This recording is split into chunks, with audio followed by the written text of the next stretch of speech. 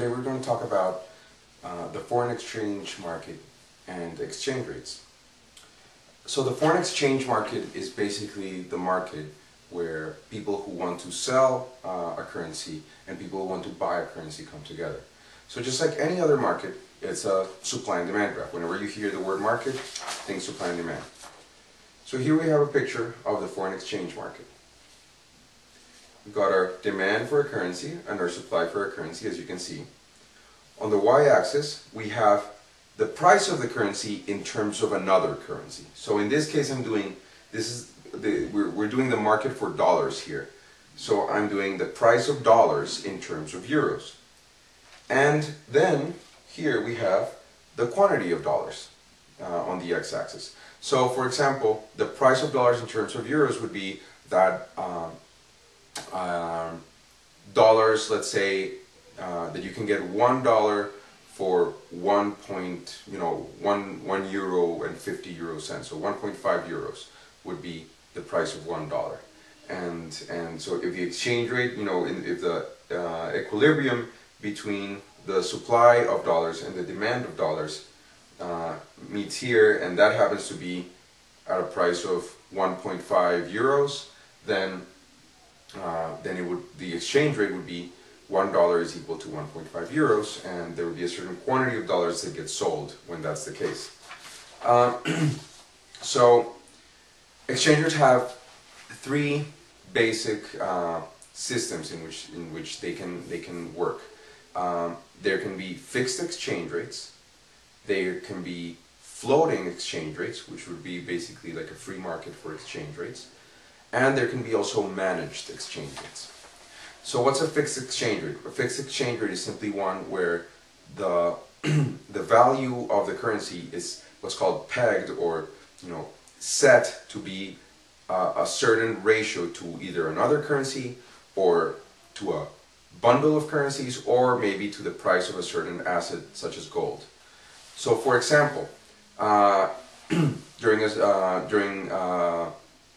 certain period of time, the Argentinian currency was pegged to the dollar, and so there would have been an equivalence between that currency. No matter what happened, the value was always going to be equal.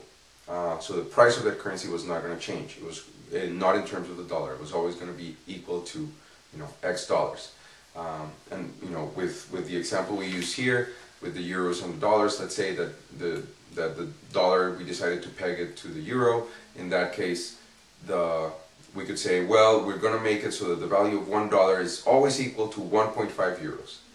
And then the central bank basically would manipulate the supply and the demand for the dollar in order to make sure that it always stayed at $1 equals 1.5 euros.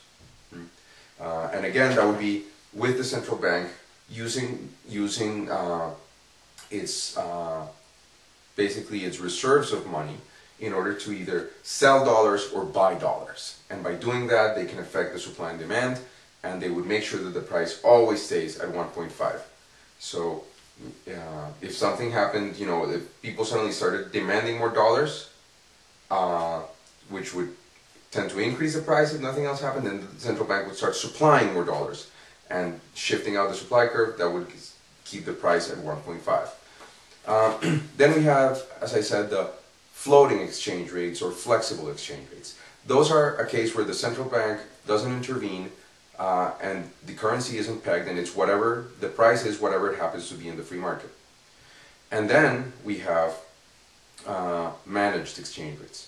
Managed exchange rates are what happen in the real world, basically, which is that the currency is flexible, the price is flexible, but governments tend to intervene if it gets too high or if it gets too low.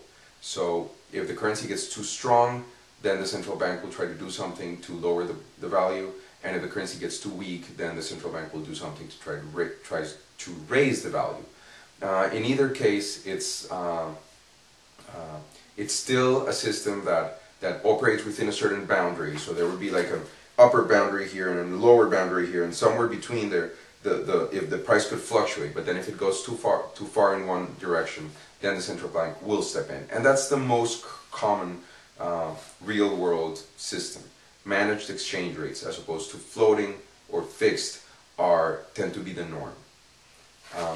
Okay, in the next section we're going to talk about what affects the demand and supply for a currency.